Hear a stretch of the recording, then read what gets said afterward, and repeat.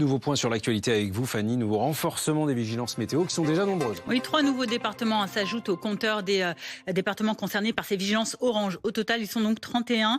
Des alertes qui concernent principalement le risque de crues à l'ouest du pays. Les crues pour lesquelles la Gironde et le Lot-et-Garonne sont maintenus, eux, en vigilance rouge. Également, attention à ces 12 départements en vigilance orange, eux, cette fois-ci pour neige-verglas. Cela concerne 2 départements à l'est du pays, mais aussi le nord ou encore la région parisienne. La neige en Ile-de-France et ses conséquences sur le trafic aérien. Oui, conséquence, un allègement des programmes de vol des compagnies qui transitent par les aéroports parisiens. C'est là qu'on vous retrouve, Célia Vallée. Vous êtes à Orly, précisément, l'un des sites concernés par ces mesures. Oui, beaucoup d'annulations, surtout très tôt ce matin, aux alentours de 6 heures. C'est là où il y a eu le plus de vols annulés, avec des voyageurs qui ont découvert ces vols annulés en arrivant à l'aéroport. Ils n'étaient pas prévenus pour la plupart. Ces voyageurs, on les a rencontrés. Ils n'ont pas de solution de retour pour aujourd'hui. En tout cas, je propose de les écouter. Ils sont au micro de Jules Bedeau. On était arrivé ici à 3h du matin et on était tous les matins jusqu'à maintenant en train de discuter pour savoir si on peut être ubiqué sur autre vol. La compagnie nous dit que c'est pour les conditions climatiques qu'ils ont annulé le vol. Mais on a vu qu'il y a beaucoup de vols annulés de cette même compagnie. Et jusqu'à présent, on n'a aucune solution. Un vol de ce matin, il a été annulé. Dans l'SMS, c'est marqué qu'ils m'ont remis sur un autre vol. Par contre, que je dois prendre que demain soir, ça veut dire le 16 février à 20h45. Juste à peine.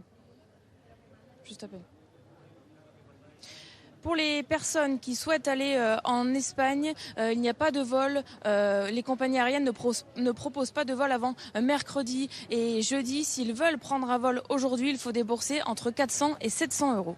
Merci Célia Vallée, en direct de l'aéroport d'Orly avec Jules Bedeau. Et à l'instant, le ministre des Transports communique notamment sur les conséquences de la neige sur le trafic aérien. Et il donne effectivement les chiffres de 30% de réduction de vols sur l'aéroport de Paris-Charles de Gaulle jusqu'à 16h et 20% de vols supprimés à Orly jusqu'à 14h. Mais on comprend que selon les destinations, ça peut durer un peu plus longtemps. Oui, évidemment, ce sera à vérifier. Et regardez également ce que vous annoncent les compagnies elles-mêmes directement. On en vient cette fois-ci au volet français de l'affaire Epstein et le parquet de Paris qui annonce saisir des magistrats référents après les révélations de liens possibles entre le criminel sexuel américain et des personnalités françaises. La justice française analysera d'éventuelles infractions, que ce soit à caractère sexuel mais aussi financier ou autre. Voilà pour ces nouvelles enquêtes donc du côté de la France pour ces dossiers Epstein. La réponse de Manuel Bompard il y a quelques instants au propos d'Emmanuel Macron sur la France Insoumise ce matin. Ce n'est pas au président de la République de classer ses opposants. Le coordinateur du parti de Jean-Luc Mélenchon qui reproche au président de la République de faire, dit-il, du Donald Trump. Quand on n'est pas d'accord avec lui, on est extrémiste, précise-t-il. Un peu plus tôt à la radio était diffusée une interview d'Emmanuel Macron qui dénonçait, écoutez-le, les positions prises selon lui par la France Insoumise. Je ne fais pas les classements de sensibilité, c'est au ministère de l'Intérieur de le faire pour les élections, mais je crois qu'il n'y a pas tellement de mystère pour dire qu'ils sont à l'extrême gauche. Quand des Françaises et des Français élisent et mettent à l'Assemblée des parlementaires, mettent des gens dans les institutions de la République, et donc on ne peut pas par un discours les en exclure.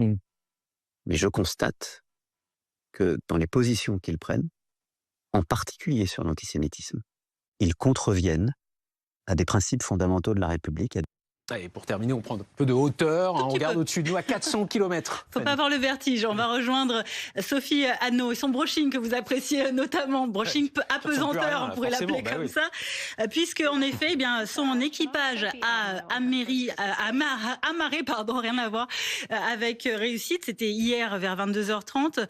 L'équipage du Crew Dragon, cette petite capsule donc, qui s'est accrochée à l'ISS, la Station Spatiale Internationale. Et c'est Sophie Anneau, vous avez vu, qui est la première à être entrée dans l'ISS, le point de départ d'une mission de 8 mois, mission scientifique. Écoutez les premières impressions de l'astronaute française. Eh bien, je dirais que c'était un sacré voyage, mais très amusant. La première fois qu'on a regardé la Terre, c'était waouh, époustouflant. La Terre est tellement belle vue d'en haut. Littéralement, on ne voit aucune ligne, aucune frontière. C'était un grand moment pour nous.